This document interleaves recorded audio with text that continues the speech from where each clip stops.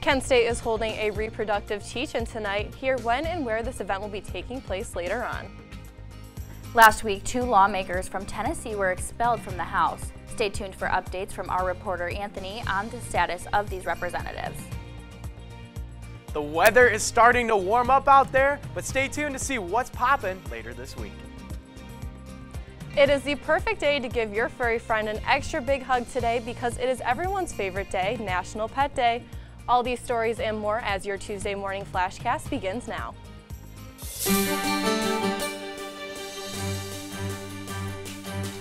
This is TV2 News.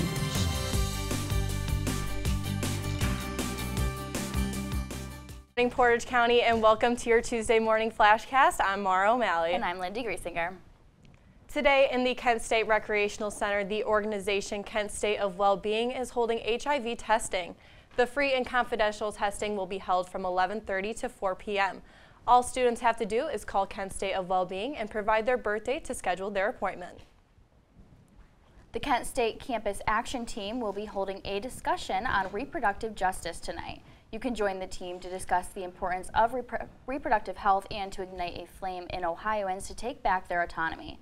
You can stop in room 317 at 5:30 and you can RSVP at KSU Engage. Kent State is hosting an Investing in Clean Energy Future speaker panel. In honor of Earth Month, there will be a 50-minute presentation followed by a Q&A from the audience. The event will be held in the DI Hub in room 219. The speaker panel will take place from 5 to 6:30 p.m. tonight. You can RSVP on the KSU Engage page. This Wednesday, Project Dawn and USG will be hosting Narcan training. Project Dawn will teach you how to administer a life-saving drug to an individual with a suspected opioid overdose. You can learn how to save lives in our community from 6 to 8 in room 137 of Bowman Hall.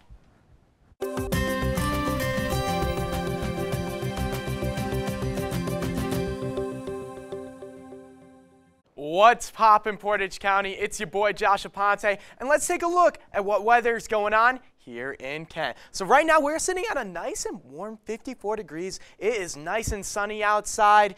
It is just beautiful out there. The commute from Twinsburg was amazing today. Now let's take a look at what these temperatures and what weather's going to go on in the next couple hours here in Kent. So earlier today we were sitting at that 52 degrees, nice and sunny. At noon it's going to be partly cloudy. We're going to see a little bit of clouds out there, and the temperature is going to go way up to 66 degrees. It is going to be nice and warm out there. Get those shorts out, get those short sleeve shirts out. It's going to be beautiful out there. And then tonight at 6 p.m. still going to be a little partly cloudy, but at 69 degrees. And it's going to be warm and windy. It's going to be nice out there. And let's take a look at your 7-day forecast.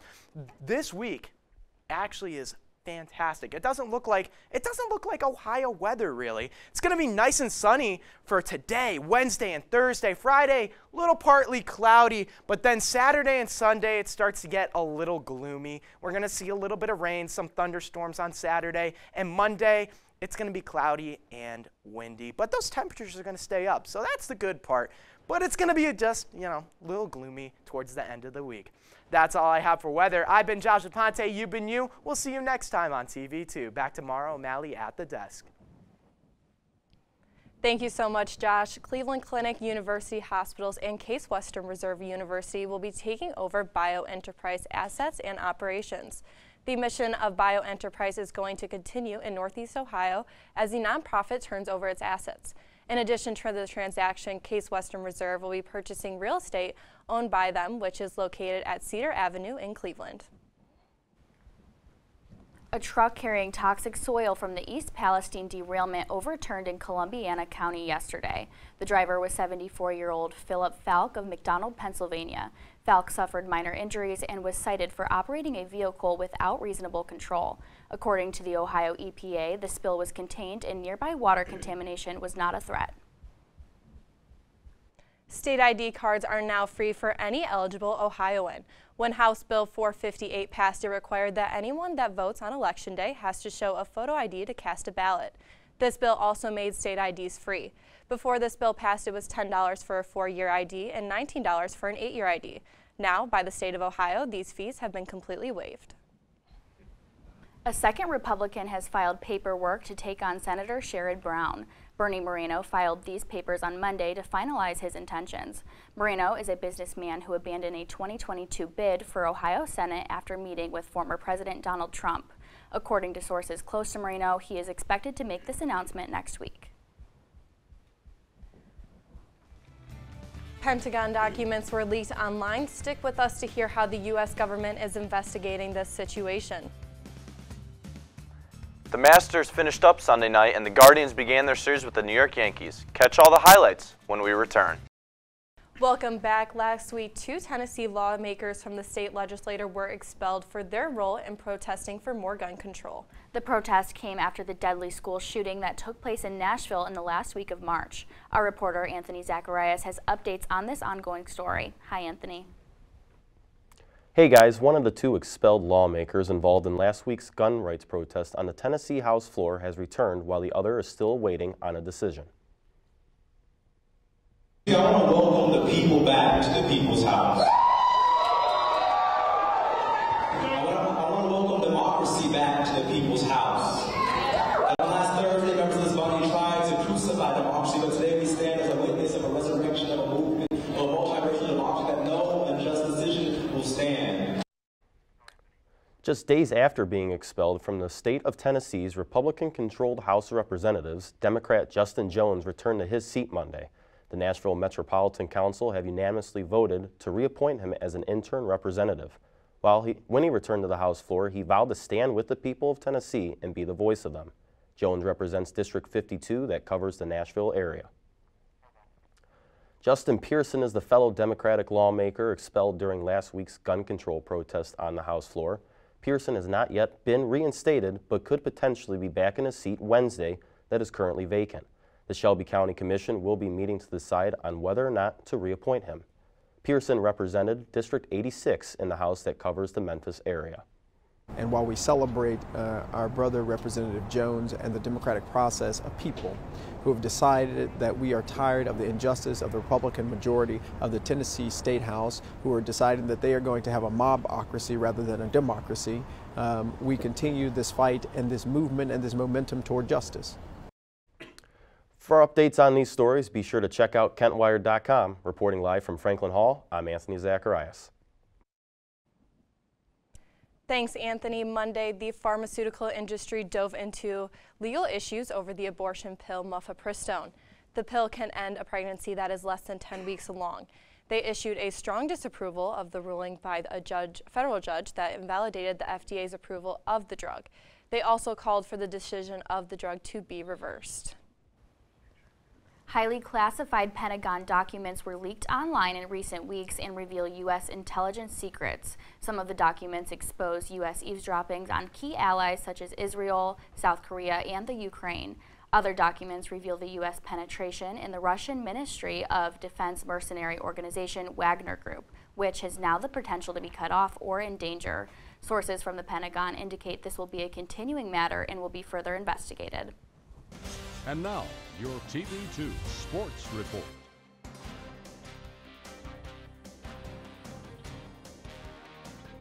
Good morning and welcome to your Tuesday morning FlashCast Sports Report. I'm Noah Kenney. Let's get right into the highlights. The Flashers welcome the Pitt Panthers to town tonight in an interconference matchup on the Diamond. The 2 teams played in Pittsburgh on March 22nd, and the Panthers took the game by a score of 8-3. The Flashers are coming off a 3-1 week, including a sweep of conference rival Bowling Green. That series also saw head coach Jeff Duncan record his 300th career win. Aiden Longwell has been on a roll to start the season, leading the team with 13 doubles. First pitch tonight from Schoonover Stadium is at 6 p.m. And now let's go to the Masters. Jon Rahm, who entered the final round trailing Brooks Koepka by 2 strokes, shot 3 under in the final round to finish 12 under for the tournament and claim his first green jacket. This is the first major win since the 2021 U.S. Open for Rahm. He became just the second Spanish player to win 2 different majors. Koepka began the final day of the tournament as the leader at 13 under par. Koepka's very shaky play in the front 9 allowed Rahm to take over and never look back. Tiger Woods had to withdraw from the Masters on the last day due to injury. Overall, it was a very fun weekend for golf lovers, but in many people's eyes, Koepka ruined a possible great finish. Now let's translate back to the baseball diamond. The Guardians would take on the New York Yankees. First inning here, Shane Bieber getting teed off, and Stan will take one to the wall. Miles Straw plays it beautifully off the wall, only holding the Yankees to a 2-run deficit, and they would take an early 2-0 lead, but Bieber would settle. Bottom of the fourth, 2 on, nobody out. Mike Zunino, the new catcher, does his job and hits it down the line, scoring Josh Bell all the way from second, giving the Guardians runners on second and third with nobody out. Later here in the bottom of the fourth, 1 out, needing another hit, but Ahmed Rosario hits into a crucial inning-ending double play that would get the Yankees the much help they needed. Later, bottom of 7, 2-1, Josh Naylor does his job, a perfect sac fly to center fielder Aaron Judge that would get Stephen Kwan to home, giving the Guardians a 3-2 lead.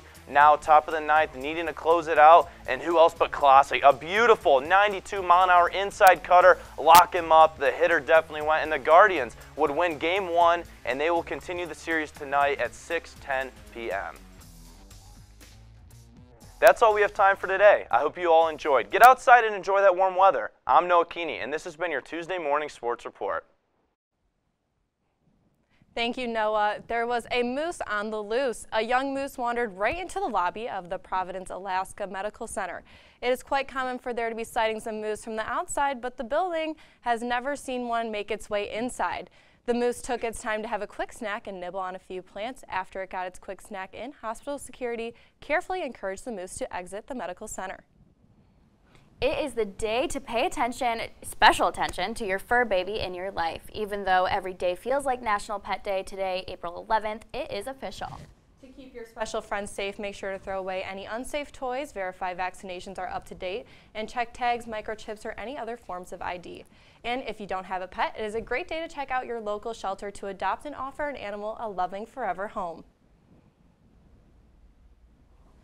I love my fur babies. I have 4 at home, and they are the absolute best. They're all boxers. They are adorable. How about you guys? Same. I am so excited that it's National Pet Day. I'm so excited to just squeeze my pets. I have 4 dogs as well. What about you guys?